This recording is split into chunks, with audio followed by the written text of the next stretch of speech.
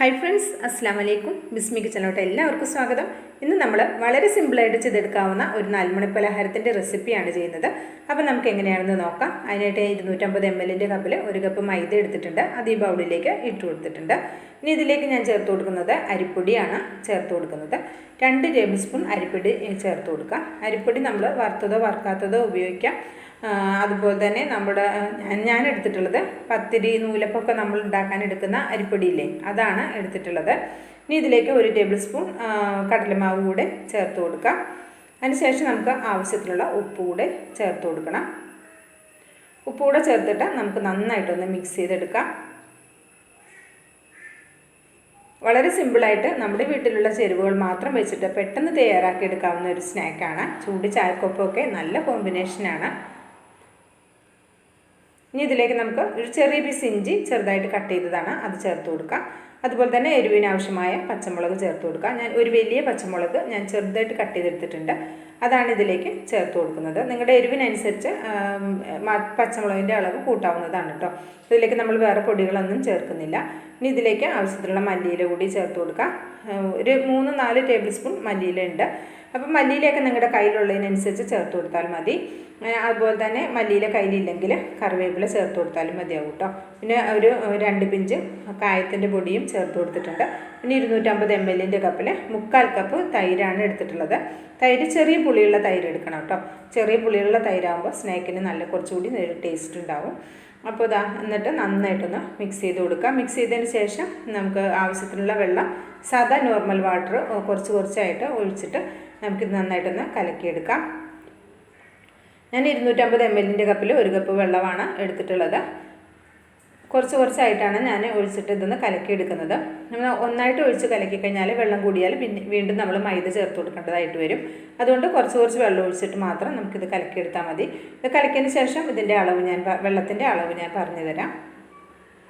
എനിക്ക് ഈ ഒരു കപ്പിന് 1/4 കപ്പ് വെള്ളമാണ് ഇത് കലക്കിയെടുക്കാനായിട്ട് വേണ്ടി വന്നത്. ഇനി ഇതിലേക്ക് 1 പിഞ്ച് അപ്പസോഡ കൂടി ചേർത്ത് കൊടുക്കാം. നന്നായിട്ട് പൊങ്ങി നല്ല സോഫ്റ്റായി കിട്ടാനാണ് അപ്പസോഡ ചേർത്ത് കൊടുത്തത്. അപ്പസോഡ ചേർക്കുന്നില്ലെങ്കിൽ ഒരു 3-4 മണിക്കൂർ റെസ്റ്റ് ചെയ്യാൻ വെച്ചാലും മതിയാക്കും. അപ്പോൾ ഞാനിത് എണ്ണ ചൂടാവുന്നതുവരെ ഇവിടെ അടച്ചു വെച്ചിട്ടുണ്ട്. ഇപ്പം നോക്കാം, ഇതൊരു നല്ല സോഫ്റ്റായി വന്നിട്ടുള്ള നല്ലൊരു അടിപൊളി മാവാണിത്. കണ്ടോ, മാവിൻ്റെ കൺസിസ്റ്റൻസി ഇതാണ്. ഈ ഒരു പരുവത്തിൽ കലക്കിയെടുത്താൽ മതി. ഇതിലും ടൈറ്റും ആകണ്ട, ഇതിലും ലൂസും ആകണ്ട കേട്ടോ. ഈ ഒരു പരുവത്തിൽ വേണം റെഡിയാക്കി എടുക്കാനായിട്ട്. അപ്പോൾ എണ്ണ നന്നായിട്ട് ചൂടായി വന്നിട്ടുണ്ട്. അപ്പോൾ ഇതിലേക്ക് നമുക്കിത് കുറച്ചായിട്ട് കോരിയിട്ടിട്ട് ഫ്രൈ ചെയ്തെടുക്കാം. നിങ്ങൾക്കിത് ചെറുതായിട്ട് വേണമെങ്കിൽ അങ്ങനെ ഉണ്ടാക്കിയെടുക്കാം, വലുതായിട്ട് വേണമെങ്കിൽ അങ്ങനെയും തയ്യാറാക്കിയെടുക്കാം. അത് നമ്മുടെ ഇഷ്ടത്തിനനുസരിച്ച് തയ്യാറാക്കി എടുക്കാവുന്നതാണ് കേട്ടോ. വലിപ്പം എത്ര വേണമെന്നുള്ളത് നമുക്ക് തീരുമാനിക്കാം.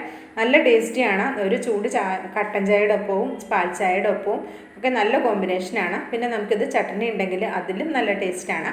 അപ്പോൾ ചട്നി ഒന്നും ഇല്ല എങ്കിൽ ഒരു ഉള്ളിച്ചമ്മന്തി ആണെങ്കിലും മതി, അല്ലെങ്കിൽ ടൊമാറ്റോ സോസ് ഉണ്ടെങ്കിൽ അതിലൊപ്പി കഴിക്കാനും വെറുതെ ചായക്കൊപ്പം കഴിക്കാനും ഒക്കെ നല്ല ടേസ്റ്റി ആയിട്ടുള്ള ഒരു സ്നാക്കാണ് കേട്ടോ.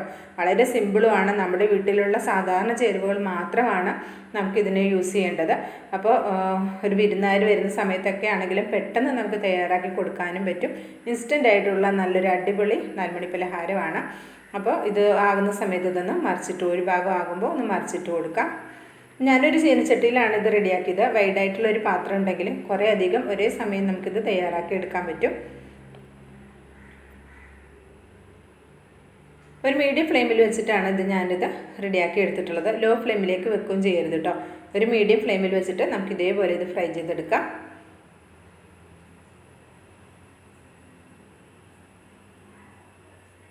ആദ്യം ഇട്ടതിവിടെ കോരി എടുത്തിട്ടുണ്ട്. ഇതേപോലെ നമുക്ക് ബാക്കിയുള്ളതെല്ലാം റെഡിയാക്കി എടുക്കാം.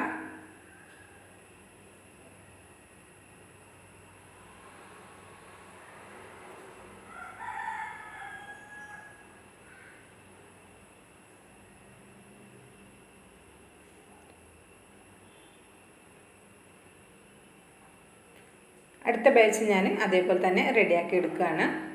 അപ്പോൾ ഫ്ലെയിമിൻ്റെ കാര്യം ഒന്ന് ശ്രദ്ധിക്കുക. എണ്ണയ്ക്ക് അത്യാവശ്യം ചൂടുണ്ടാവണം കേട്ടോ. എന്നാലും ഹൈ ഫ്ലെയിമിൽ വെക്കുകയും വേണ്ട, മീഡിയം ഫ്ലെയിമിൽ വെച്ചിട്ട് ഇത് റെഡിയാക്കി എടുത്താൽ മതിയാകും.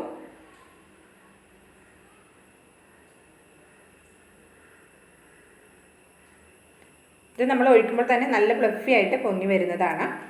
അപ്പോൾ അതെ അങ്ങനെ മുഴുവനും ഞാനിവിടെ റെഡിയാക്കി എടുത്തിട്ടുണ്ട്. നല്ല ടേസ്റ്റി ആയിട്ടുള്ള, പുറം ക്രിസ്പിയും ഉള്ളും നല്ല സോഫ്റ്റ് ആയിട്ടുള്ള നല്ല ടേസ്റ്റി ആയിട്ടുള്ള ഒരു സ്നാക്കാണ്.